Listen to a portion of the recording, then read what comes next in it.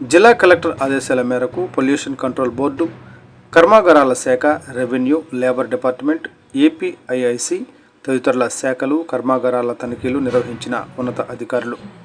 ఎన్టీఆర్ జిల్లా జగ్గయ్యపేట నియోజకవర్గం జగ్గయ్యపేట మండలం ఆటోనగర్లో గల పలు బోర్లను పరిశీలించి వాటి శాంపుల్స్లను సేకరించిన జిల్లా అధికార బృందం ఆటోనగర్లో గల కెమికల్ కర్మాగారాల నుండి వస్తున్న పొల్యూషన్ కారణంగా భూగర్భ జలాలు పాడవుతున్నాయనే కారణంతో కొందరి ఆందోళనల్లో భాగంగా జిల్లా కలెక్టర్ ఆదేశాల మేరకు పొల్యూషన్ కంట్రోల్ బోర్డు, కర్మాగారాల శాఖ, రెవెన్యూ, లేబర్ డిపార్ట్మెంట్, ఏపీఐఐసి తదితరుల శాఖల కర్మాగారాల తనిఖీలలో పాల్గొన్నారు.